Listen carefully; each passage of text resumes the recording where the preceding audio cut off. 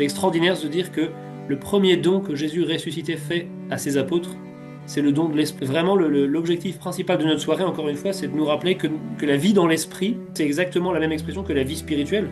Prendre soin de sa vie spirituelle, c'est prendre soin de notre vie avec l'Esprit Saint.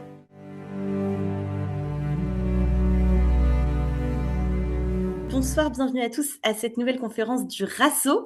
Je suis Louise Ledieu, l'animatrice des conférences du RASSO. Pour revenir rapidement sur ce qu'est l'association, c'est l'association des aînés et des anciens guides et scouts d'Europe. Nous avons une double mission, à la fois vivre la fraternité scout au quotidien et soutenir le rayonnement du scoutisme dans la cité et le développement du mouvement pour les jeunes générations. Pour avancer ensemble, nourrir notre vie intérieure et continuer de grandir, nous vous proposons régulièrement des conférences en ligne avec des intervenants et ces conférences sont gratuites, ouvertes à tous et disponibles en replay sur la chaîne YouTube et sur le site du RASSO. Alors ce soir, nous allons ensemble redécouvrir l'Esprit Saint autrement, puisqu'on en parle souvent sans toujours vraiment le comprendre. Colombe, souffle, feu, autant d'images qui nous disent quelque chose de l'Esprit Saint, mais qui peuvent aussi le rendre un peu difficile à saisir. Et pourtant, c'est bien là au cœur de notre foi chrétienne. Il est cette présence discrète mais agissante qui traverse toute la Bible, qui fait vivre l'Église, qui peut transformer concrètement nos vies. Et aujourd'hui, pour traiter le sujet, nous avons la chance d'accueillir Don Jérôme Bertrand. Bonsoir, Don Jérôme. Bonsoir. Vous êtes prêtre de la communauté Saint-Martin, vicaire en la paroisse de Soissons et responsable du service diocésain de l'évangélisation des jeunes pour les vocations. Ce soir, vous allez nous parler de qui est l'Esprit Saint, qui pour beaucoup est quand même dans la Trinité la personne la plus difficile à saisir, et nous permettre de le redécouvrir à travers ses dons et ses fruits. Petit rappel, la conférence va se dérouler en 2 temps. Un premier temps de topo par Don Jérôme pour explorer le sujet pendant une quarantaine de minutes. Et ensuite, un temps de questions-réponses qui durera un quart d'heure à peu près. N'hésitez pas à poser vos questions au fur et à mesure de la conférence. Vous avez 2 onglets pour ça, soit dans le chat, soit dans l'onglet questions-réponses qui se trouve en bas de votre écran. Et Don Jérôme y répondra à la fin. Voilà, je crois que j'ai fait le tour de mon introduction. Si vous voulez commencer. Merci beaucoup pour cette invitation. C'est une grande joie d'être avec vous ce soir, dans quelques heures d'avoir célébré la fête de la Pentecôte. En réfléchissant à ce qu'on allait partager aujourd'hui, vous voyez, je me réjouissais beaucoup de me dire, on a fêté aujourd'hui, je ne sais pas si vous avez fait attention, Saint Philippe Néri. Et, euh, et je crois que ceux qui nous apprennent le mieux, qui sont, juste un peu comme intro, qui est l'Esprit Saint, ben, ce sont justement les saints. Qu'est-ce qui fait qu'un homme comme Philippe Néri est devenu saint? C'est que justement, il a laissé l'Esprit Saint le transformer au fond. Et pour ceux qui le connaissent un peu, c'est un homme qui avait notamment ce talent-là d'allier dans sa vie une joie très profonde. On dit même que c'est un homme qui avait beaucoup d'humour, qui était parfois un peu déstabilisant dans l'humour et en même temps avec une soif de radicalité évangélique vraiment très belle. Et vous voyez, tous les saints, ceux que vous affectionnez, ceux que vous avez priés, ceux que peut-être vous priez régulièrement, ceux que vous connaissez, ceux que vous connaissez pas, en fait, tous ensemble, ils sont un peu comme toutes les facettes de ce que l'Esprit est capable de faire dans le monde. Ça n'aura jamais de fin, puisque Saint Philippe Néri, il n'y en aura jamais un autre. Et si vous et moi, nous ne devenons pas le saint que nous sommes appelés à être, personne ne pourra l'être à notre place. Si moi, pardon, je prends mon exemple parce que je connais pas vos noms, mais si moi, dont Jérôme Bertrand, je ne deviens pas Saint Jérôme Bertrand, il y a déjà un Saint Jérôme, mais il n'y aura pas un autre Saint Jérôme Bertrand. Ce que l'Esprit Saint veut faire en moi, veut faire à travers moi et avec moi aussi, l'idée de avec moi est très importante. Eh bien, personne ne pourra le faire. Il a besoin vraiment de chacun d'entre nous. Et Saint Philippe Néri, justement, sa conversion, enfin, un déclic important de sa conversion, c'est à la veille de la Pentecôte qu'on vient de célébrer, où il a vu un jour une espèce comme un globe de feu qui lui entrait dans le cœur, et à partir de ce jour-là, son cœur est resté très ardent. Donc je vous fais juste 3 minutes d'introduction, et puis après ce sera assez simple pour le plan. C'est concrètement, bah, quand vous vous présentez, vous dites en général qui vous êtes, votre nom, votre origine, ce que vous faites dans la vie. On va faire à peu près pareil pour l'Esprit Saint. Qui est-il? Voilà, comment on l'appelle et pourquoi? Quelle est son origine? Je le traiterai aussi un peu rapidement. Et puis, qu'est-ce qu'il fait? Concrètement, qu'est-ce qu'il fait? Et puis, je terminerai aussi, même si j'essaierai d'en distiller un peu au fur et à mesure, mais par des propositions un peu concrètes, un peu pratiques de comment on peut essayer de relire notre relation à l'Esprit Saint et comment on peut essayer de l'approfondir. Pour ceux qui fréquentent la messe en semaine, ça c'est en guise d'introduction, pour ceux qui fréquentent la messe en semaine, normalement à partir de demain, hier on a célébré Marie, mère de l'Église, aujourd'hui Saint-Philippe Néri, à partir de demain on va retrouver la couleur verte. On est plutôt habitué à voir l'Esprit Saint sous la couleur rouge de la Pentecôte. Et en fait, si vous vous souvenez de l'icône de la Trinité de Roublev qu'on a en général affiché, cette icône, une icône qu'on voit souvent avec les trois anges qui se ressemblent beaucoup. Parfois, les couleurs étaient un peu défraîchies. Vous savez, ça fait partie de ces icônes qu'on a laissé accrocher pendant 40 ans dans la même salle de caté. Mais en fait, cette icône-là, elle nous dit beaucoup de choses de très très beau sur le mystère de la Trinité. Et si vous faites attention, je ne sais pas si on vous a déjà expliqué qui était quel personnage sur cette icône-là. Vous irez la revoir après si vous ne l'avez pas en tête. Mais en fait, l'Esprit Saint est habillé en vert. Justement, le temps ordinaire qu'on commence là, on va retrouver la couleur verte liturgiquement, est sur cette icône la même que la couleur de l'Esprit Saint. Tout simplement parce que le vert, c'est la couleur de la nature, la couleur de ce qui grandit, et de ce qui grandit en prenant du temps. Euh, et je crois que c'est très important, c'est un des objectifs principaux de ce que je souhaiterais vous transmettre ce soir, c'est justement de se dire qu'on vient de célébrer la Pentecôte et commence le temps ordinaire, la période liturgique la plus longue de l'année. La prochaine fois qu'on changera de période liturgique sera pour l'Avent. On commence un temps ordinaire et où ce à quoi nous sommes appelés, c'est justement à l'amitié avec l'Esprit Saint, à la relation à l'Esprit Saint. C'est pas du tout pour rien que ce temps ordinaire s'ouvre avec la fête de la Pentecôte. La fête de la Pentecôte, elle ferme, on pourrait dire, elle termine le temps pascal, c'est sûr, mais surtout elle ouvre ce temps ordinaire qui est le temps de la vie chrétienne et le temps où justement c'est notre relation à l'Esprit Saint qui guide notre foi, notre espérance, notre charité quotidienne. Et c'est très important, c'est là-dessus que j'insiste vraiment, d'avoir conscience en entrant dans ce temps ordinaire que l'Esprit Saint, la relation à l'Esprit Saint, eh ben, n'est pas réservée à des expériences un peu sensationnelles, un peu uniques, ou alors ponctuelles dans la vie. Il y a ceux qui seraient fans de l'Esprit Saint parce qu'ils seraient davantage, c'est un peu réducteur dit comme ça, mais davantage charismatiques, ceux qui seraient plus fans de l'Esprit Saint parce qu'ils auraient vécu une effusion dans l'Esprit, ceux qui seraient plus concernés, ceux qui, en fait, si Jésus est venu nous donner sa vie, si Jésus est mort et ressuscité, s'il est monté aux cieux, c'était pour la fête de la Pentecôte. Le mystère pascal ne s'est vraiment achevé que ce dimanche, est pleinement accompli. Le mystère pascal est vraiment accompli le dimanche. Une petite parenthèse un peu théologique, mais il y a un récit de la Pentecôte dans les Actes des Apôtres qu'on connaît bien, mais dans l'évangile de Saint Jean, on parle aussi d'une Pentecôte johannique, Pentecôte de Saint Jean. C'est le soir de la résurrection quand Jésus retrouve ses apôtres, il faut essayer d'imaginer un peu l'ambiance dans laquelle ils se trouvaient. La plupart de ces apôtres ce soir-là, la dernière fois qu'ils avaient vu Jésus physiquement, c'était au moment où il l'avait abandonné au Jardin des Oliviers. Saint Jean était revenu au pied de la croix, Saint Pierre s'en était réapproché puisqu'on sait qu'il l'a renié, Judas en l'occurrence était parti se pendre, mais les autres, la plupart, l'ont vu au moment où ils l'ont abandonné et sont allés ensuite, a priori, dès ce moment-là, on le pense, s'enfermer. Et la première fois qu'ils revoient Jésus, c'est le soir de la résurrection. Il faut imaginer la culpabilité, la peur, l'inquiétude. Jésus se tient au milieu d'eux. Première phrase qu'il leur dit, comme quand un évêque célèbre la messe, la paix soit avec vous. Et là, ce geste très mystérieux qu'il n'y a que chez Saint Jean, Jésus leur souffle dessus et leur dit, recevez l'Esprit Saint. Tous ceux à qui vous pardonnerez, ils seront pardonnés. Tous ceux à qui vous maintiendrez, leurs péchés seront maintenus. C'est extraordinaire de se dire que le premier don que Jésus ressuscité fait à ses apôtres, c'est le don de l'Esprit Saint. Il est venu pour ça. Il est venu pour nous donner cet Esprit Saint. Et vraiment, l'objectif principal de notre soirée, encore une fois, c'est de nous rappeler que la vie dans l'Esprit, ça peut paraître parfois une expression un peu réservée à certains ou un peu la vie dans l'Esprit un peu mystérieuse, mais en fait, c'est exactement la même expression que la vie spirituelle. Prendre soin de sa vie spirituelle, c'est prendre soin de notre vie avec l'Esprit Saint. Ma vie spirituelle, c'est pas ma vie de prière seulement, c'est pas ma pratique, mes habitudes spirituelles. Ma vie spirituelle, c'est ma relation à l'Esprit Saint. La vie spirituelle, tout simplement, elle vient de l'Esprit Saint. Et donc c'est elle qui, en fait, c'est cette relation à l'Esprit Saint qui va donner le ton de ma vie chrétienne ordinaire. Et je le crois vraiment, plus j'approfondis ma relation à l'Esprit Saint, plus j'unifie ma vie. Une des choses qui nous fait, je crois, tous un peu souffrir de temps en temps, c'est quand on constate d'un côté notre vie chrétienne et de l'autre il y aurait notre vie humaine ou notre vie normale ou notre vie professionnelle, relationnelle, sociale et tout ça. Et quand ce décalage-là, on le perçoit, et ben, de fait on en souffre parce que on n'est pas fait pour avoir ce cœur qui est partagé. Il n'y a pas d'un côté notre vie chrétienne et de l'autre notre vie humaine. Et plus on approfondit notre relation à l'Esprit Saint, et bien plus cette unification elle se fait. Parce que l'Esprit Saint fait de moi un saint dans ma vie professionnelle, dans ma vie relationnelle, dans ma vie familiale, dans la vie affective, dans tous les domaines de la vie. C'est l'Esprit Saint qui unifie ça. Alors tout simplement, qui est l'Esprit Saint? En fait, Jésus est venu nous révéler qui était l'Esprit Saint. Personne n'aurait pu mettre des mots sur qui est l'Esprit Saint, si ce n'est Jésus lui-même. Bien sûr, la révélation de l'Esprit Saint avait commencé dans l'Ancien Testament. On le voit dès les tout premiers mots de la Genèse, quand on dit que le souffle de Dieu planait au-dessus des eaux.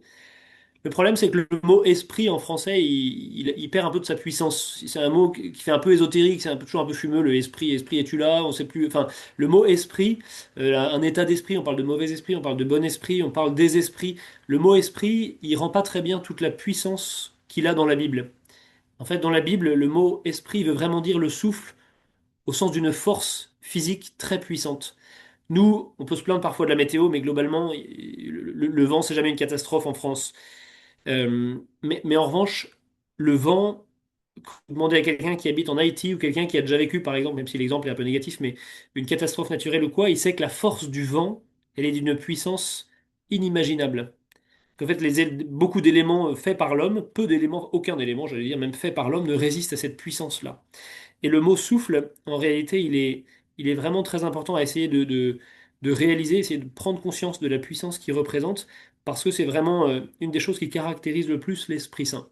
Et ce mot-là, ce qui nous dit vraiment sur l'Esprit Saint, quand on parle de l'Esprit comme le souffle de Dieu, il nous dit, je crois, deux choses importantes. La première, c'est qu'il est ce qu'il y a de plus profond en Dieu. Et vous pouvez essayer de donner toute votre vie à celui ou à celle que vous aimez. Un homme et une femme qui fêteraient, l'autre jour j'ai célébré les obsèques d'un couple qui allait célébrer ses 70 ans de mariage. Ils ont pu tous donner fidèlement, c'était très beau. On ne peut pas donner son esprit à quelqu'un. Il n'y a que Dieu qui peut faire ça. On peut donner son corps, on peut donner son temps, on peut donner son énergie, on peut donner ses biens, on peut user sa santé. Mais donner son esprit, aucun être humain n'est capable de le faire. En revanche, Dieu, lui, puisqu'il a voulu tout nous donner, c'est pour ça que la Pentecôte est l'aboutissement du mystère pascal, nous a donné jusqu'à son esprit lui-même. Donc le mot souffle, il dit cela d'abord. Il dit, vous voyez, notre souffle à nous, on sait très bien que le jour où notre souffle, c'est notre vie. Si je rends mon dernier souffle, c'est que je ne suis plus en vie. De se dire que Dieu me donne son esprit, son souffle, c'est qu'il me donne toute la puissance de sa vie. Et la deuxième chose que me dit ce mot souffle aussi, c'est que ce don que Dieu me fait, je ne peux pas le maîtriser. Pour ceux parmi vous, c'est pas du tout mon cas, mais pour ceux parmi vous qui sont experts de voile ou qui aiment ça, vous savez que le vent, vous ne le maîtrisez pas. Ce qui vous est demandé quand vous êtes sur un bateau, c'est d'essayer d'être le plus compétent possible pour s'orienter avec, pour tenir le cap et pour faire avec cette force-là, pour essayer d'allier vos capacités à cette force qui est donnée par la nature. Eh bien, l'Esprit Saint, la vie avec l'Esprit Saint, c'est un petit peu la même chose. Ça a pour but d'accueillir cette force immense que Dieu veut nous donner et qui nous donne chaque jour, j'en suis persuadé. Et nous, il y a notre petit travail pour essayer d'orienter, de disposer nos voiles et notre embarcation un peu comme on peut pour tenir le cap. Donc, parmi les mots, les noms qui essaient qui peuvent nous dire un peu précisément qui est l'Esprit Saint, je crois que le mot esprit et souffle est le plus important. Il y en aurait beaucoup, je ne vais pas en prendre 50 parce que sinon ça prendrait tout le temps, ce serait pas forcément très intéressant. Juste un deuxième mot qu'on entend souvent, qui est en fait le même en fonction des traductions, c'est le mot paraclet. C'est le même mot que avocat ou défenseur dans certaines traductions. Je crois que la traduction liturgique dit défenseur. Paraclet, c'est juste la version grecque, avocat, c'est la version latine, mais c'est le même mot. Et avocat, nous, on pense tout de suite à la justice, mais avocat, en fait, ad vocare, ça veut dire appeler en soi. C'est le même mot que paraclet. Et en fait, l'Esprit Saint, c'est celui que j'appelle en moi. Et c'est celui qui est capable d'être en moi le plus proche possible de moi. Je vous raconte juste une anecdote qui m'a moi-même beaucoup déstabilisé, mais qui m'a fait comprendre qui était l'Esprit Saint. Et c'est pas de la provocation, c'est vrai, mais ça m'est arrivé en discutant avec un jeune musulman. J'étais aumônier dans un établissement scolaire, et un jeune musulman vient me voir en me disant est-ce que je peux vous poser des questions? Je prépare un concours d'éloquence sur le thème, c'était faut-il lever le voile? Bon, alors on discute là-dessus, très bien, parce qu'il avait vu qu'il y avait des religieuses qui portaient le voile, bon bref. Puis au bout d'un moment, la discussion a évolué un peu, et il me dit mais au fond, vous, qu'est-ce qui fait que vous êtes chrétien et pas bouddhiste, juif ou musulman? Déjà, je vous invite à vous poser la question, c'est quand même intéressant. Imaginez qu'on vous la pose un jour. Je pense que c'est bien de pouvoir rendre compte de l'espérance qui est en nous, comme nous dit l'épître de Saint-Pierre. Et ce jeune-là, il était dans un établissement privé où il avait des cours de culture chrétienne chaque semaine. Et je lui dis, bah, tu vois, ce qui fait que je suis convaincu de ma foi, que je suis certain que la foi chrétienne est le chemin de la vérité, c'est que quand je regarde Jésus, je me dis que Dieu ne pouvait pas se faire plus proche de nous que ça. Un Dieu qui s'est fait homme, qui a traversé le mystère de la pauvreté, qui a vécu des amitiés, qui a pleuré, qui a eu un métier, qui a eu une famille, qui a eu des amis, qui a été trahi, qui a donné sa vie pour nous, qui est ressuscité. Quand je vois tout ce que Jésus a fait, je me dis que Dieu ne pouvait pas se faire plus proche de moi que tout ça. Et là, il me répond, ben si, il y a l'Esprit Saint. Et là, j'ai pris une bonne claque, parce que je crois qu'il avait tout compris. En fait, il avait raison. Bien sûr que Jésus s'est fait infiniment proche de nous, que c'est voilà l'Emmanuel, on le dit pas mal au moment de Noël. Emmanuel, ça signifie en hébreu Dieu avec nous. Mais en fait, il est venu pour encore plus que ça. On pourrait dire que Jésus est notre compagnon de route, mais il est venu nous donner son esprit pour que toute la vie de Jésus continue à travers nous, parce que en nous, il y a le même esprit que celui qui est en Jésus. Et ce jeune, quand il m'a dit ça, je pense qu'il mesure pas l'impact de ce qu'il a dit, et je pense qu'il s'imagine pas du tout une seconde que je suis en train de vous raconter cette histoire. Mais il y a un autre passage, vous voyez, où Jésus dit à Nicodème, je crois que c'est dans le chapitre 3 de Saint Jean, j'ai un doute là-dessus, je suis pas très bon en référence biblique. Jésus dit, l'Esprit souffle où il veut, tu ne sais ni d'où il vient ni où il va. Ben, c'est exactement ce qui s'est passé à ce moment-là. L'Esprit Saint m'a fait comprendre à travers ce jeune qui est même pas baptisé, qui il était vraiment. C'est Dieu au plus proche de moi. Et vous voyez, s'il fallait résumer la Trinité en fait rapidement, on peut dire que le Père, c'est celui vers qui on va, c'est celui qui nous a créés, mais celui vers qui on va. Le Christ, c'est celui avec qui on va. Dieu avec nous. Jésus marche avec nous. Je suis avec vous tous les jours jusqu'à la fin du monde. Et l'Esprit Saint, c'est Dieu en moi. Le Père, c'est ce Dieu vers qui je vais. Jésus, c'est Dieu avec qui j'avance, avec qui je marche, avec qui je chemine. Et l'Esprit Saint, c'est Dieu en moi. C'est Dieu lui-même qui vient en moi. Il y a aussi beaucoup de symboles de l'Esprit Saint que vous connaissez. Mais je pense que la plupart d'entre vous, vous êtes baptisés, communiés, confirmés. Donc la plupart des symboles de l'Esprit Saint, vous les connaissez dans la Bible. On sait qu'il est question de l'eau, on sait qu'il est question du feu. Il y a là aussi évidemment l'image de la colombe. Mais si vous regardez précisément l'Évangile, d'ailleurs, on dit pas tellement que l'Esprit Saint est apparu. Enfin, c'était une colombe. On dit c'est sous l'apparence comme une colombe, nous dit Saint Luc, comme une colombe. Je ne sais pas si visuellement, on ne sait pas vraiment ce qu'ils ont vu, mais mais en tout cas, ça fait partie des signes qui ont été donnés. Il y a l'idée du souffle dont j'ai déjà parlé, l'idée de l'onction aussi. L'onction, c'est un des symboles de l'Esprit Saint qui est très important, parce que l'onction, tous, vous avez été marqués par l'onction le jour de votre baptême et de votre confirmation. J'imagine que c'est le cas pour beaucoup d'entre vous. Et l'onction, ça disait quelque chose de l'appartenance. Depuis qu'on a été marqué par l'onction, le fait que l'Esprit Saint soit assimilé dans l'Écriture à l'onction, le fait qu'on parle de lui comme l'onction sainte, c'est le signe que notre vie lui appartient. C'est le signe que notre vie lui appartient. Je redirai un mot là-dessus tout à l'heure, parce que cette idée d'appartenance, elle est très forte. Finalement, qu'est-ce que c'est que le péché? Le péché, c'est vouloir reprendre le contrôle sur ce qui n'est plus à moi. On pourrait dire que le péché, c'est un grand vol, parce que c'est reprendre ma vie alors qu'elle a été marquée, alors que je suis marqué par cette appartenance à Dieu. Et puis un autre image dans la Bible, une autre image de l'Esprit Saint, c'est l'image de la nuée et de la lumière. Il n'y a que deux moments dans l'Évangile où il y a une manifestation très explicite de la Trinité. Il y a le baptême de Jésus, avec Jésus qu'on voit, enfin, qui est bien visible, l'Esprit Saint sous l'apparence d'une colombe et la voix du Père. Et puis il y a le moment de la transfiguration, où on dit qu'il y a le Père qui a encore la voix du Père qui se fait entendre, Jésus qui est visible dans la gloire, et on dit qu'il est entouré d'une nuée lumineuse. Et cette nuée, c'est l'Esprit Saint. Et c'est très important de dire que l'Esprit Saint est assimilé à la nuée lumineuse, à la lumière, parce qu'il y a un grand rapport aussi avec la connaissance. Il faut imaginer que si l'Esprit Saint est le souffle de Dieu, ce qu'il y a de plus profond en Dieu, c'est celui qui connaît tout. Pour ceux qui aiment la messe latine et qui ont entendu ce dimanche l'introïde grégorien, Spiritus Domini, on dit que l'Esprit Saint, c'est celui qui pénètre toute chose, qui justement connaît toute chose de l'intérieur, connaît toute chose tout au fond. Ce qui est très important et très concret pour nous, parce que ça a deux conséquences très concrètes. La première chose, c'est que l'Esprit Saint est celui qui me connaît mieux que moi-même et qui connaît mieux la réalité de ma vie, qui connaît mieux la réalité de ma vocation, qui connaît mieux la réalité de ma conversion, qui connaît mieux la réalité de mon quotidien que moi-même. Et c'est le seul grâce auquel je peux vraiment connaître la vérité. Prenez l'exemple en ce moment de quelqu'un que vous avez du mal à aimer. Prenez l'exemple de quelqu'un que vous avez du mal à aimer et dites-vous que l'Esprit Saint non seulement l'aime infiniment, mais le connaît infiniment mieux que moi. Et tant que je ne prie pas, tant que j'essaie pas de baigner dans cet Esprit Saint dans lequel j'ai été de toute façon plongé le jour de mon baptême, cette personne-là, je ne la connais pas vraiment. De toute façon, si je ne l'aime pas, c'est que je ne la connais pas vraiment. Parce que amour et connaissance, eh ben, en fait, justement, en l'Esprit Saint, c'est une seule et même chose. Et comme cet Esprit Saint m'est donné, dans la mesure où j'accueille, où j'essaie d'accueillir sa présence, eh bien, de toute façon, je suis appelé vraiment à regarder les autres tel que l'Esprit Saint m'invite à le voir. Vous voyez, j'ai tendance à être un peu patchwork, mais je suis déjà un peu parti dans tous les sens en vous parlant de qui est l'Esprit Saint avec les noms et les images. Donc les noms, je me suis juste arrêté sur le souffle et puis le paraclet très rapidement. Et puis les images, voilà, je vous ai refait la liste sans m'arrêter à chacune d'entre elles. Mais l'eau, le feu, la colombe, l'onction, la nuée, la lumière, tout ça, ça nous dit pas très précisément parce que l'Esprit Saint reste un mystère. Voilà, totalement. Il y a même une expression qui revient souvent dans l'écriture de certains auteurs spirituels. Ils disent parle de l'Esprit Saint comme le grand inconnu, parce que c'est celui qu'on ne peut pas maîtriser. Bien sûr, on ne peut pas maîtriser non plus le Père et le Fils, mais en fait, c'est quand même relativement facile d'imaginer Jésus, plus ou moins facile de se faire une idée de Dieu le Père comme créateur.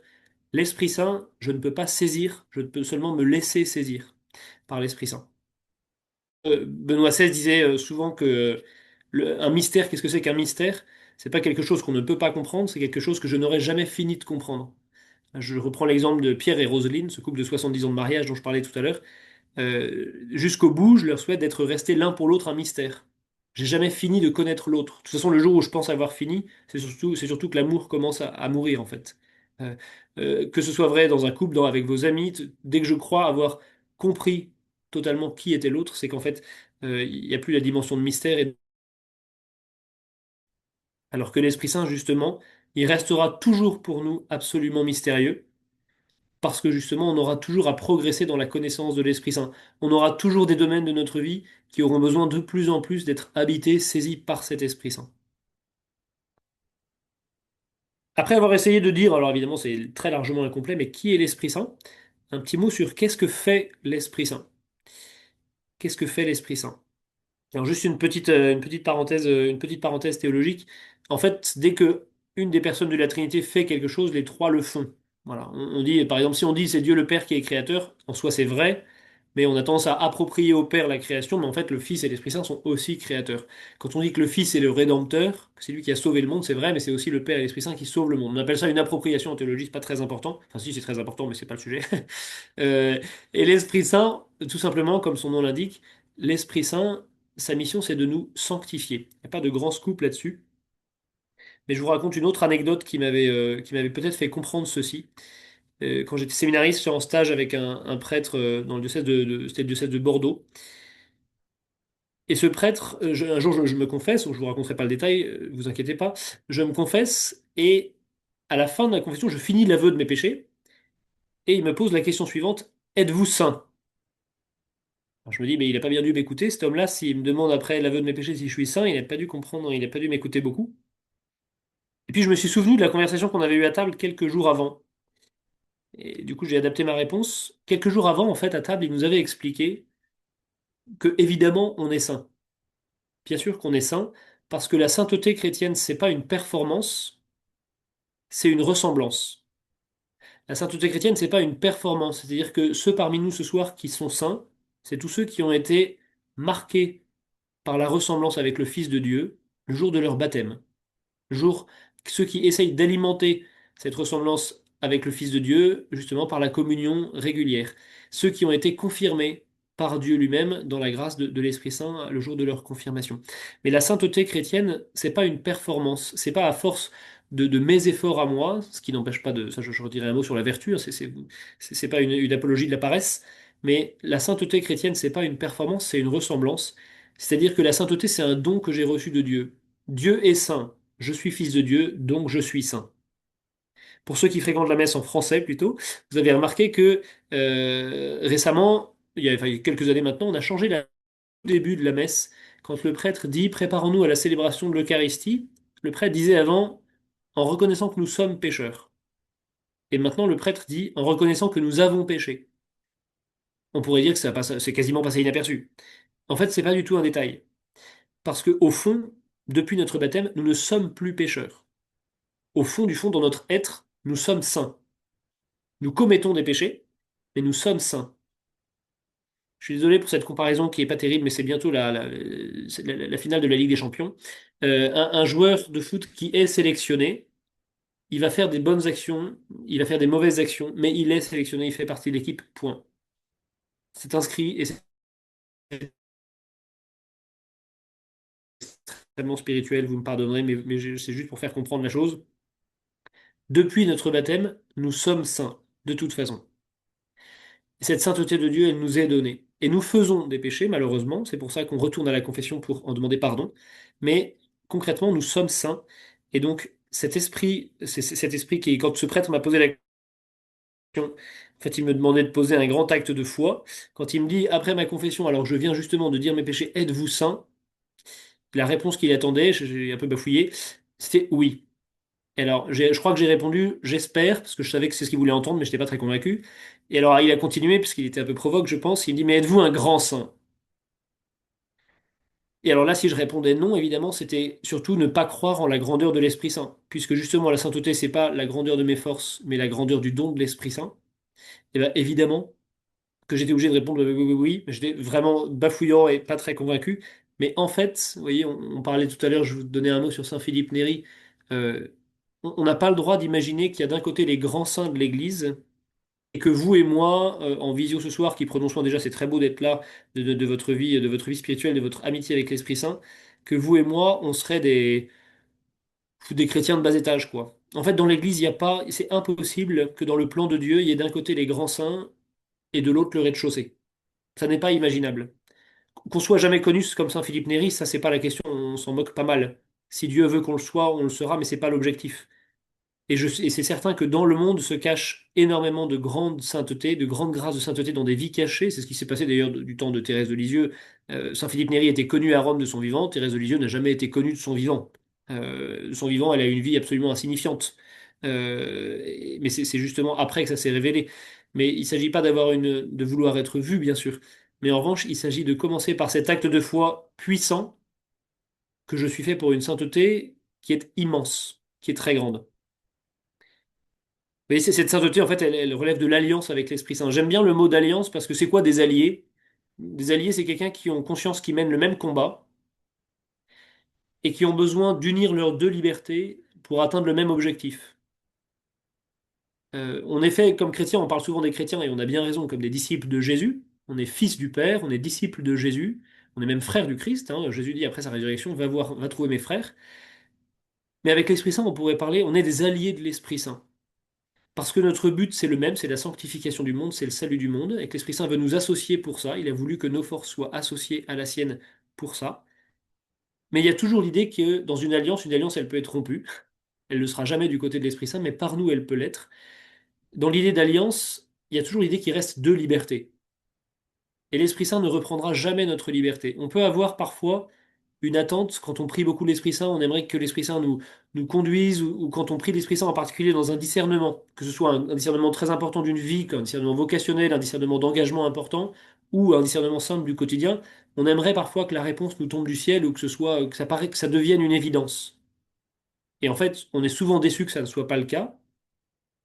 Et au fond, cette déception, je crois qu'elle n'est pas très juste, parce que l'Esprit Saint, parfois, nous fait la grâce d'une très grande clarté, mais la plupart du temps, c'est pas le cas, parce qu'il a beaucoup plus confiance que nous en notre propre liberté. Je pense que l'Esprit Saint nous fait beaucoup plus confiance que nous ne nous faisons confiance à nous-mêmes.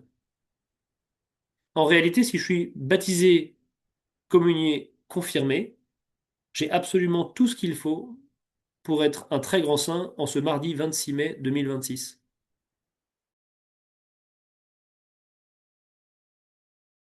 Je l'ai. Tout ce que l'Esprit Saint voulait me donner pour que je sois un grand saint, je l'ai. Et vous voyez, je refais le parallèle entre la grande histoire du salut et notre histoire, parce que on est dans la partie que fait l'Esprit Saint. On pourrait essayer de prendre conscience ce soir que l'Esprit Saint, c'est donc celui qui a contribué avec le Père et le Fils à la création du monde. C'est par lui que Dieu s'est fait homme. C'est quand même pas une petite entreprise, une petite œuvre. On dit l'Esprit Saint, il a pris chair de la Vierge Marie et s'est fait homme. C'est aussi par la puissance de l'Esprit Saint que Jésus est ressuscité. C'est ce même esprit qui a transformé les apôtres un peu craintifs en missionnaires absolument exceptionnels. Et c'est ce même esprit dans l'histoire de ma vie à moi qui habite en moi. C'est ce même esprit, j'ai pas reçu une toute petite part de cet esprit-là, j'ai pas reçu, je sais pas comment dire autrement, une petite part de cet esprit-là, j'ai reçu tout cet esprit. Le même qui a fait la création, la résurrection, l'incarnation, qui a fait l'évangélisation et les débuts de l'Église, continue d'accompagner l'Église en moi, et il est en moi totalement présent. Et ça, je crois que c'est ça, je crois que ça nous fait du bien de reprendre conscience de cette grandeur-là. Mais tout de suite, on peut se poser la question assez rapidement, mais comment ça se fait que je vois si peu dans ma vie de choses extraordinaires ou de choses éclatantes? Je vois dans ma vie des choses extraordinaires ou éclatantes. Eh bien, je crois qu'il faut aussi faire le deuil de justement d'une certaine image de l'Esprit Saint qui a pu être véhiculée parfois à force de dire des choses exceptionnelles. On imagine que l'Esprit Saint agit toujours de manière exceptionnelle. Et en fait, il faut distinguer les deux. Là, ce que je vous dis là, c'est exceptionnel. De se dire que l'Esprit Saint est une personne concrète, vivante, réelle, qui a fait la création, la résurrection, l'incarnation, etc., et qu'il habite en moi. Je vous dis quelque chose d'exceptionnel, et pourtant, a priori, peu d'entre nous ont vécu des manifestations exceptionnelles. Mais ça n'est pas la façon dont Dieu veut habituellement se donner au monde. Ce qui est sûr, c'est que Dieu veut se donner au monde à travers nous. C'est pour ça c'est qu'en fait, l'œuvre de Dieu, Dieu ne veut pas seulement la faire pour nous, il veut la faire avec nous. Et ça, c'est magnifique d'ailleurs, c'est toute la grandeur de Dieu. Vous voyez, peut-être qu'il y en a parmi vous, je ne sais pas s'il y en a qui sont déjà pères de famille ou mères de famille parmi vous, mais certainement. Mais qu'est-ce qui est le plus beau? Quand vous voulez faire quelque chose avec votre enfant, j'en sais rien, prenons un père qui construit une maison avec son fils. Ben, il peut très bien asseoir son fils au bord du chantier et lui dire bah, tu me regardes faire, ce sera plus efficace, plus rapide, plus. Enfin, ce sera beaucoup mieux que si je t'associe toi qui ne sais pas bien faire. Il y a une autre option qui me paraît quand même bien plus belle, c'est de dire on va le faire ensemble. Bien sûr, il y aura des moments où tu auras besoin d'apprendre. Ça prendra plus de temps, ce sera plus difficile, ce sera plus éprouvant. Mais à la fin, on pourra vraiment dire que cette maison qu'on habite, eh ben, c'est la nôtre. Elle a été faite par nos deux libertés. C'est pas juste quelque chose que j'ai fait pour toi, c'est quelque chose que j'ai fait pour toi et avec toi. Ben, c'est exactement ça le royaume de Dieu, je crois. C'est le royaume de Dieu.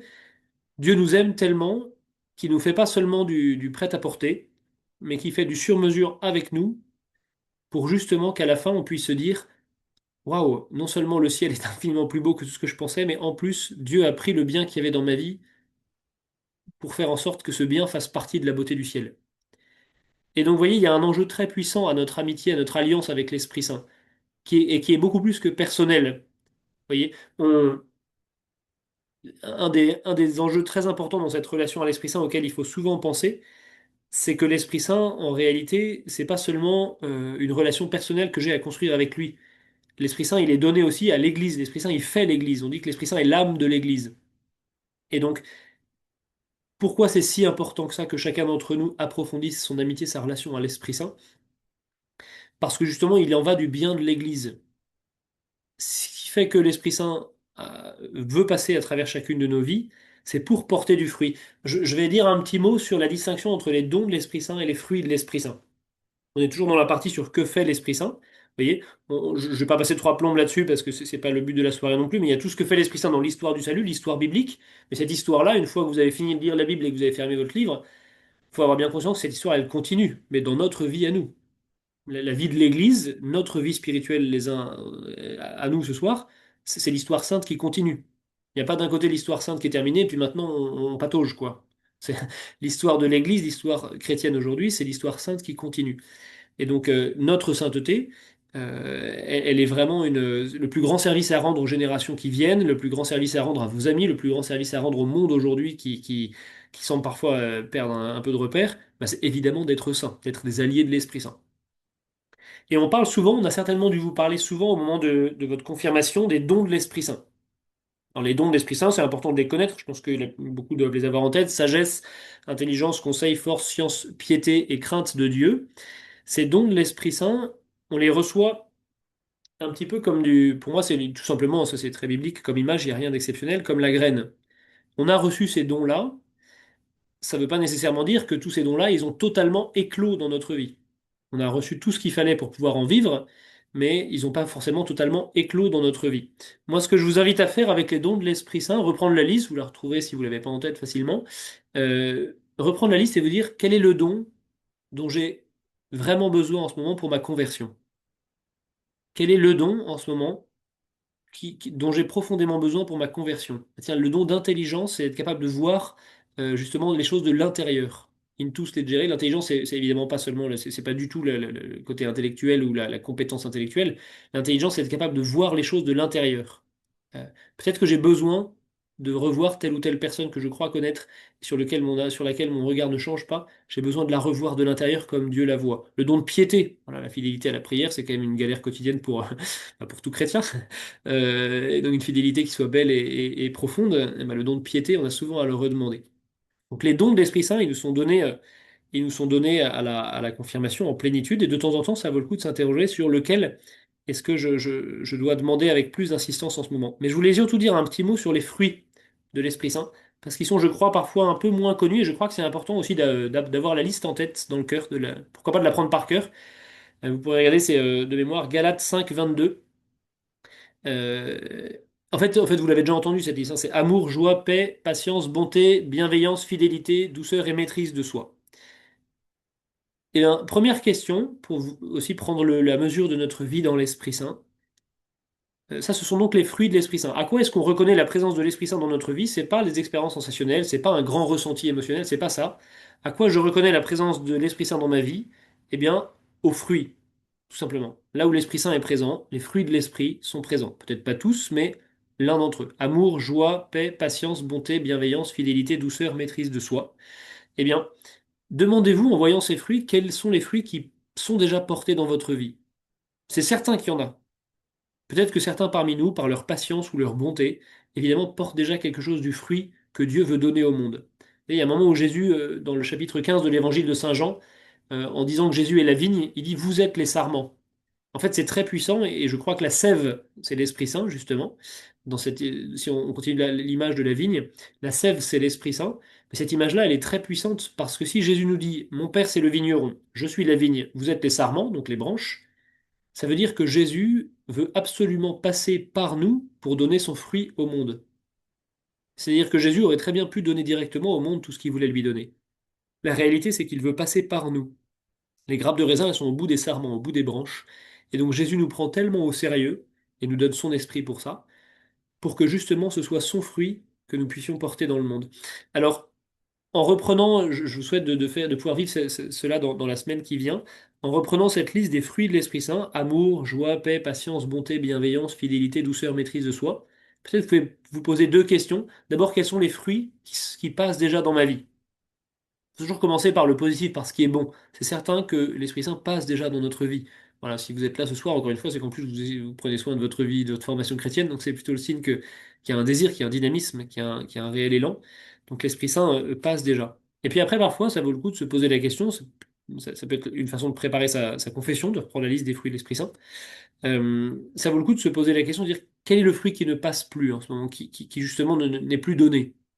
Et tiens, je me rends compte dans la maîtrise de soi, dans la douceur dans quelque chose, il y a quelque chose de la paix que je semble avoir un peu, que je semble avoir un peu perdu. Ça, les fruits de l'Esprit Saint, en fait, il y a quelques questions très concrètes à se poser parce que pour savoir si c'est comment dire, comment se laisser faire par l'Esprit Saint, j'ai dit tout à l'heure quelque chose que je crois vraiment mais qui est difficile à vivre. J'ai dit en parlant de l'exemple du vent que l'Esprit Saint était une très grande force qu'on ne pouvait pas saisir, par laquelle il faut se laisser saisir. C'est toujours difficile quand on parle de lâcher prise, etc. Parce qu'on va dire bah, comment on fait? Lâcher prise, se laisser faire par l'Esprit Saint, se laisser saisir par l'Esprit Saint, etc., c'est pas si simple que ça. D'abord, je crois qu'il ne faut pas chercher de choses très originales. On ne peut pas espérer être habité et mu, bougé intérieurement par l'Esprit Saint si on n'a pas déjà une vie chrétienne fidèle, ordinaire. Enfin, concrètement, la pratique du dimanche, la confession mensuelle, je crois que c'est bien, la confession mensuelle, la prière quotidienne, tout simplement. Déjà, si je vis ces trois choses-là, en fait, c'est quand même déjà très beau et il n'y a pas de raison que je ne sois pas habité par l'Esprit Saint et donc à son écoute. Euh, Où est-ce qu'on rencontre l'Esprit Saint aujourd'hui? Bah, c'est dans la lecture biblique, bien sûr, d'abord. C'est dans la lecture biblique d'abord que l'Esprit Saint nous parle. Cet Esprit Saint, il habite en moi, c'est lui qui a inspiré ce texte que je lis. Et donc évidemment, en lisant ça, je sais que je me mets à l'écoute de l'Esprit Saint. La tradition de l'Église, lire une vie de saint, par exemple, lire une vie de saint, c'est vraiment une manière de voir comment l'Esprit Saint est passé dans une vie, et donc de me laisser moi-même inspirer par un modèle chrétien. Bah, la liturgie et les sacrements, évidemment. La tradition et le magistère aussi. Voilà. Hier, il y a une encyclique du pape qui est sortie. Ben, je crois que c'est une encyclique qui en plus sera vraiment d'actualité, que ça vaut le coup. À mon avis, il ne faut pas la lire pour la lire très rapidement. C'est plutôt quelque chose, à mon avis, à travailler. Certainement, le Rasso vous proposera un magnifique webinaire sur le sujet dans les mois qui viennent, j'en suis sûr. Mais sur l'intelligence artificielle, qui est quand même un sujet vraiment très, très important. Voilà. Donc, vous voyez, d'abord, pour vous pouvoir vouloir, pardon, si on veut vivre une vie dans l'esprit, il faut commencer par la vie chrétienne ordinaire. Et de l'autre, je crois qu'il faut se poser quelques questions, puisque justement l'Esprit Saint, on peut dire aussi qu'il est l'âme de notre âme, euh, on doit se laisser agir par lui. En réalité, il n'y a pas de grand scoop, mais la disposition qui est la plus contraire à la présence de l'Esprit Saint en moi, c'est l'orgueil. Bon, une fois qu'on a dit ça, on n'a pas dit grand-chose parce qu'il y a 1000 types d'orgueil. Chacun d'entre nous a son type d'orgueil, enfin ses types d'orgueil même. Euh, Par contre, ce qui fait que l'Esprit Saint pourra passer en moi, c'est la souplesse d'esprit et, euh, et notre capacité justement à lâcher prise. Je vous pose juste quelques questions qui peuvent vous aider à discerner si l'Esprit Saint, comment dire, qui peuvent nous aider à discerner un petit peu comment est-ce qu'on a la souplesse spirituelle de se laisser guider par l'Esprit Saint. D'abord, est-ce que je suis capable de changer d'avis facilement? Oui. C'est très important parce que l'Esprit Saint nous demandera souvent de renoncer à certains de nos propres projets pour entrer dans le projet d'un autre, dans le projet de Dieu. Est-ce que je suis capable de changer d'avis facilement? Euh, Est-ce que je suis capable de me laisser surprendre? Voilà. Est-ce que je suis capable de me laisser surprendre? J'avais lu quelque chose de magnifique comme ça qui disait à propos de la charité, la vraie charité, c'est la capacité à se laisser déranger. C'est facile d'aimer quand j'ai prévu d'aimer. En fait, aimer un ami avec qui j'ai pris rendez-vous pour aller boire un pot, c'est très beau, hein. L'amitié, c'est déjà un magnifique don de Dieu, mais au fond, c'est facile. C'est beaucoup plus difficile d'aimer cet ami quand va vous appeler à un moment où il y a tellement plus important à faire, et pourtant il a tellement besoin de vous. Et alors encore plus quand c'est quelqu'un qui n'est pas un ami ou qui n'est pas considéré comme tel. Dans les dons de l'Esprit Saint aussi, quelle capacité j'ai à admirer les autres. Parce que tout ce que je dis ce soir sur la beauté de ce que l'Esprit Saint veut faire en nous, en fait, c'est aussi vrai chez les autres. L'Esprit Saint, il passe à travers cette personne à laquelle vous pouviez penser tout à l'heure quand je vous invitais à réfléchir sur quelqu'un que vous avez du mal à aimer. Quelqu'un en qui je ne trouve plus rien d'admirable. En réalité, pardon, pour le reformuler autrement, s'il y a une situation qui fait que je n'admire plus rien dans cette personne, le problème c'est moi. C'est-à-dire que cette personne-là a été créée par Dieu et aimée par Dieu, l'Esprit Saint veut habiter en elle. Si je ne trouve en cette personne plus rien à admirer, c'est qu'en réalité c'est mon regard qui est blessé. C'est mon regard qui est abîmé. L'Esprit Saint passe forcément un peu à travers euh, enfin, forcément, sauf si elle a vraiment elle-même coupé les portes à l'Esprit Saint, mais ça, c'est pas à nous de le juger. Notre capacité à encaisser les imprévus aussi. Notre capacité à encaisser les imprévus. Un des fruits de, voilà, les fruits de la présence de l'Esprit Saint, c'est aussi je vais terminer en 3 minutes. Un des fruits de la présence de l'Esprit Saint, c'est le dynamisme intérieur, ce désir de conversion permanent. L'Esprit Saint, il nous laisse jamais nous installer. L'Esprit Saint, justement, entretenir cette relation, cette amitié avec l'Esprit Saint, c'est tout le contraire de l'immobilisme. L'Esprit Saint, il y a une espèce de progression permanente. On est au Rasso ce soir. Vous savez bien que dans la pédagogie scout, le principe même, c'est la progression permanente. Euh, Personne n'a jamais fini sa progression scout. Il y a un moment donné, on peut avoir collectionné tous les badges, tous les machins qu'on veut. À un moment donné, il est question d'état d'esprit. Et en fait, là, pour moi, la progression dans le scoutisme, c'est le même mot que la conversion dans l'évangile. Pour moi, c'est la même chose. J'ai fait mon scoutisme aussi. Et en fait, l'Esprit Saint nous convertit en permanence. Ça ne sera jamais fini. Il faut aussi faire le deuil de ce moment où on espère que ça y est, on aura atteint un certain stade spirituel sur lequel on pourrait se mettre sur des rails et ça irait tout seul. Ça n'arrive jamais. Garder cette idée-là dans un coin de notre cœur, c'est forcément être condamné à être déçu, se condamner à être déçu. L'Esprit Saint nous emmènera toujours plus loin, plus profondément en nous, plus loin vers les autres. L'Esprit Saint, c'est vraiment Dieu qui se donne dans les relations de toute façon. Le but de l'Esprit Saint, c'est justement qu'on dit en théologie qu'il est la relation entre le Père et le Fils, il procède du Père et du Fils. Donc l'Esprit Saint, c'est vraiment celui qui nous met en relation. Et on n'aura jamais fini d'aimer. Il y aura toujours d'autres personnes à aimer, et il y aura toujours à mieux aimer les personnes que nous aimons, et il y aura toujours à aimer les personnes que malheureusement nous n'aimons pas assez. Qui est l'Esprit Saint? Que fait l'Esprit Saint? Et en 1 minute, que me demande l'Esprit Saint? Eh bien, je crois que ce que l'Esprit Saint nous demande, en fait, j'en ai déjà dit pas mal de choses, mais c'est l'unité, principalement. L'Esprit Saint nous demande l'unité. Déjà, il nous unifie de l'intérieur, et justement, en nous poussant les uns vers les autres, et en nous mettant en relation les uns avec les autres, et en nous envoyant vers les autres, l'Esprit Saint nous invite à l'unité. Vous voyez, Si je reprends les trois vertus théologales, hein, l'Esprit Saint me pousse à témoigner de ma foi, parce qu'au fond, je crois justement que ce qui fait la vraie unité entre les êtres humains, c'est Jésus.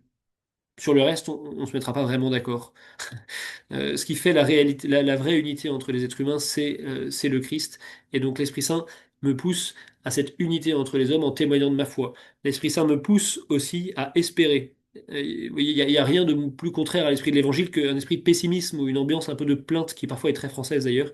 Euh, mais le pessimisme, on ne peut pas être pessimiste et vouloir vivre de l'Esprit Saint. On peut pas voir le monde, c'est absolument contradictoire. Parce que justement, l'Esprit Saint est cette force de renouvellement permanent. Donc si je passe mon temps à voir ce qui progresse mal ou qui ne progresse pas, je vais à l'encontre de du mouvement que l'Esprit Saint donne dans ma vie. Puis l'esprit de charité, bien évidemment. Je voudrais juste comme conclusion vous dire que je crois que la qualité principale, en fait, qui nous permet de relire notre relation à l'Esprit Saint, c'est la disponibilité. Je donne une dernière anecdote qui m'a été racontée un jour par un directeur d'établissement. Euh, il y a je crois que c'était un journaliste chrétien qui avait eu l'occasion de rencontrer cinq grandes personnalités chrétiennes, dont trois d'entre elles ont été béatifiées par la suite. Je ne sais plus si c'était Jean-Paul II, Mère Teresa ou quoi. Et il avait demandé à ces cinq personnes-là qu'est-ce que c'est que la sainteté.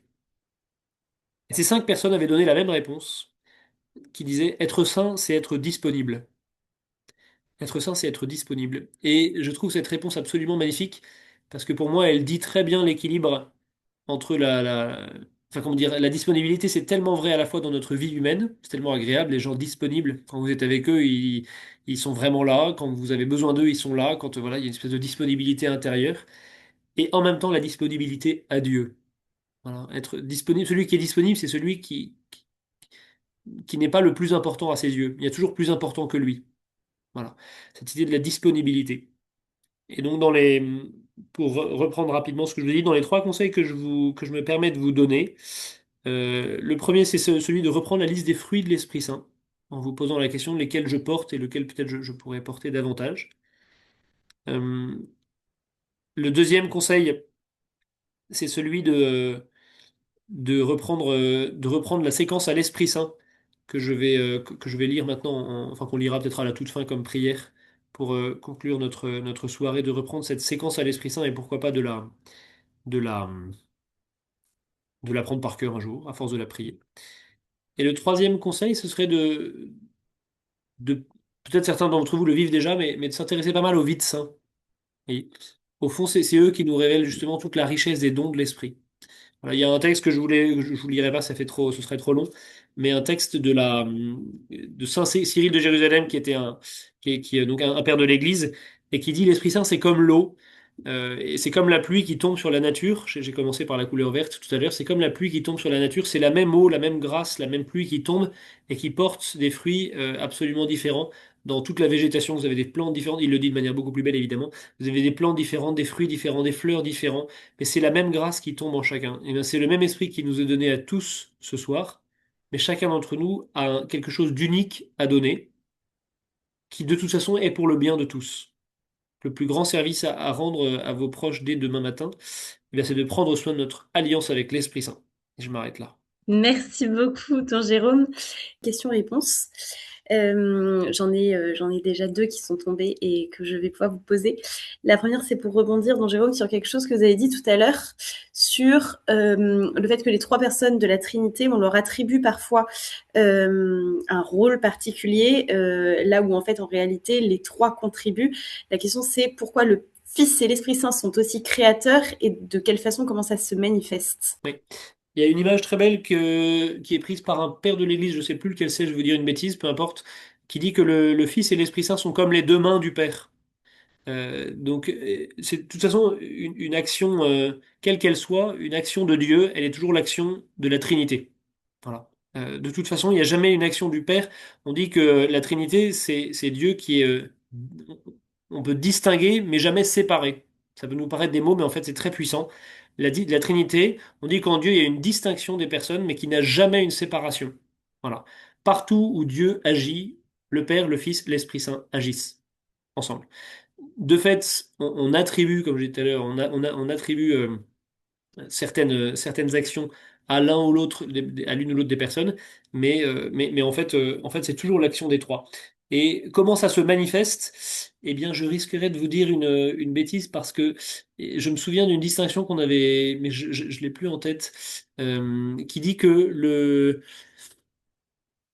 c'est un peu technique, mais qui disait que dans la création, ce qui manifeste que le Fils intervient, c'est l'ordre des choses. Ce qui manifeste que l'Esprit Saint intervient, c'est la beauté des choses. Et je saurais plus vous dire pour le Père. Oui, donc je vais faire une erreur. Mais en fait, chaque créature est une manifestation de la Trinité. Mais je pense que le plus simple à retenir, c'est l'image des mains. Je crois que c'est Saint-Irénée, mais je suis pas sûr de mon coup du tout. Merci beaucoup. La deuxième question, elle concernait les charismes de l'Esprit Saint. Est-ce que les charismes de l'Esprit Saint sont des fruits et est-ce qu'ils sont une preuve de notre manière d'accueillir l'Esprit Saint? Alors, ce qu'on appelle un charisme, c'est un don ponctuel donné par l'Esprit Saint en vue du bien de tous. C'est très important.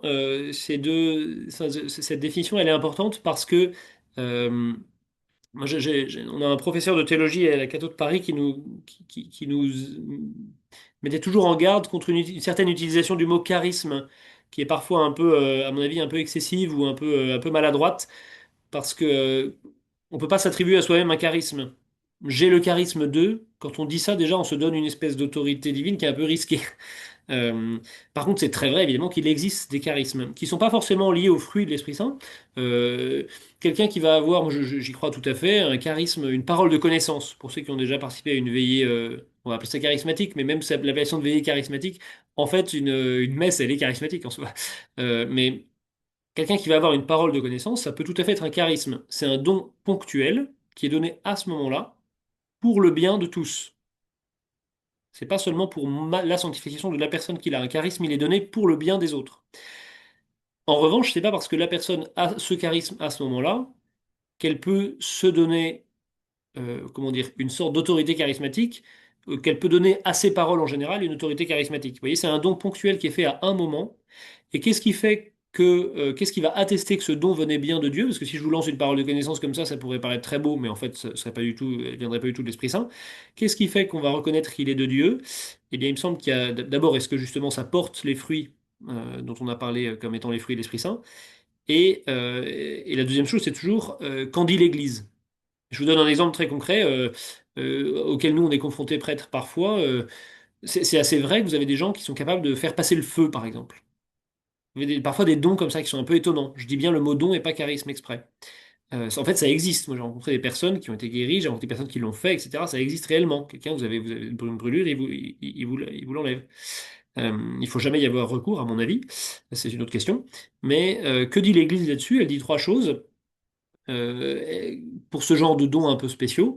Elle dit d'abord, il faut toujours que ce soit gratuit, évidemment. Il faut qu'il n'y ait jamais de prière secrète. Et dernière chose, c'est celle qui nous intéresse, il faut que la personne ait demandé à l'évêque la possibilité d'exercer ce don-là. Et là, ça devient un charisme, parce que c'est mis sous l'autorité de l'Église. Sinon, il y a le risque que ce don devienne un pouvoir. Alors que c'est un don, c'est pas de la médecine. Un médecin, il a travaillé pour faire ça, il a travaillé des années, il a travaillé dur pour pouvoir guérir les gens. La personne qui a un don, elle a rien fait pour ça. Donc si elle exerce son don sans se mettre elle-même sous l'autorité de l'Église, en réalité, il y a le risque que ce don devienne un pouvoir et que ce pouvoir devienne un abus de pouvoir. Voilà. Donc le charisme, c'est toujours un don ponctuel en vue du bien de tous et qui doit toujours être mis sous la reconnaissance de l'Église. Une dernière question, sauf si vous voulez continuer à en poser, n'hésitez pas. Il y a une phrase, une toute petite phrase dans la, si je dis pas de bêtises, dans la postface de la prière eucharistique que j'aime particulièrement beaucoup, qui dit que l'Esprit Saint fasse de nous une éternelle offrande à ta gloire. Et c'est une phrase qu'on entend et qu'on a un peu par réflexe, mais en fait sur laquelle on s'arrête rarement. Est-ce que vous avez trois mots à nous dire sur cette phrase-là? Merci beaucoup. Oui, justement, ça fait partie de ces phrases. Je me permets un autre petit conseil au passage. Si un jour, par malheur, ça vous arrive de vous ennuyer dans la prière, prenez une prière eucharistique et lisez-la. Priez avec. En fait, dans la prière eucharistique, bien sûr, elle est lue par le prêtre, mais si vous réalisez vraiment tout ce qu'on y demande, c'est absolument fou. Donc que l'Esprit Saint fasse de nous une éternelle offrande à ta gloire, la demande qu'on fait là, elle est en fait colossale, parce que on est en train de demander à l'Esprit Saint de nous faire, enfin comment dire, de nous faire donner notre vie totalement. En fait, on le demande de nous transformer en offrande. Déjà, est-ce que c'est ce dont j'ai vraiment envie? Au fond, quand j'entends le prêtre dire ça, si je m'unis à sa prière, fais de moi une éternelle offrande à ta gloire. Pour moi, c'est l'idée de dire, fais que ma vie devienne un don total pour que Dieu soit glorifié, pour qu'il ait la première place. Une éternelle offrande, ça veut dire que ça s'arrête jamais, c'est éternel, ça s'arrête pas. Soit une offrande, bah, ça veut dire que je renonce à prendre dans ma vie, mais je veux qu'elle soit offerte, je veux qu'elle soit totalement donnée pour la gloire de Dieu. Ça me fait penser en écho, c'est la même chose quand vous dites, et peu importe la langue dans laquelle vous le dites d'ailleurs, car c'est à toi qu'appartiennent le règne, la puissance et la gloire. C'est très beau, est-ce que c'est vrai? Est-ce que c'est vrai que dans ma vie, le règne appartient à Dieu? En fait, vu le nombre de fois où j'ai envie, où j'essaye ou de maîtriser ma propre vie, bah, c'est pas vrai que je demande à Dieu de le règne, la puissance et la gloire. Vu toutes les fois où je cherche mon propre succès, c'est pas vrai qu'à ce moment-là, la gloire appartient à Dieu. Les fois où je cherche à reprendre le contrôle, c'est pas vrai que la puissance appartient à Dieu, puisque j'essaie de reprendre la puissance sur ma vie voyez? Et de temps en temps, ça vaut le coup de se dire, mais toutes ces phrases que j'entends, fais de moi une éternelle offrande à ta gloire. En fait, ça, c'est la sainteté, hein. Dans le ciel, bah, c'est justement ceux qui ont offert leur vie totalement, et cette offrande, elle dure toujours pour la gloire de Dieu. On ne demande rien d'autre que la sainteté à ce moment-là, mais c'est tout simplement aussi, je crois, quand on l'entend, une bonne piqûre de rappel pour se dire que notre vie, elle est faite pour être donnée. En fait, ça peut paraître tout simple de se le dire, mais je crois qu'il faut quand même se le rappeler souvent, surtout dans les moments un petit peu difficiles. Dans les moments de contrariété. De toute façon, je suis pas là d'abord pour recevoir, mais pour donner, quoi. Merci beaucoup, don Jérôme. Petit point sur les prochaines dates qui arrivent. Il y a 2 dates à noter dans votre agenda. Le 1er juin à 21h, les ateliers pro du RASSO pour définir son projet professionnel. Et le 3 juin, donc la semaine prochaine, à 21h, une nouvelle conférence sur Vispy, un peu compliqué à prononcer. Ce sera avec un prêtre et une psychologue, le père Guy-Emmanuel Cario, qui est un prêtre exorciste du diocèse de Pontoise et Dauphine-Mélin, si je ne prononce pas mal, qui est psychologue, clinicienne, thérapeute. N'hésitez pas à les noter dans votre agenda. Voilà. Don Jérôme, je ne vois pas de nouvelles questions. Vous proposiez que nous puissions, que vous puissiez nous lire la séquence à l'Esprit Saint pour clôturer cette prière et nous bénir. Viens, Esprit Saint, en nos cœurs, et envoie du haut du ciel un rayon de ta lumière. Viens en nous, Père des pauvres, viens dispensateur des dons, viens lumière de nos cœurs. Consolateur souverain, hôte très doux de nos âmes, adoucissante fraîcheur. Dans le labeur, le repos, dans la fièvre, la fraîcheur, dans les pleurs, le réconfort. Ô lumière bienheureuse, viens remplir jusqu'à l'intime le cœur de tout tes fidèles. Sans ta puissance divine, il n'est rien, en aucun homme, rien qui ne soit perverti. Lave ce qui est souillé, baigne ce qui est aride, guéris ce qui est blessé, assouplis ce qui est raide, réchauffe ce qui est froid, redresse ce qui est dévié.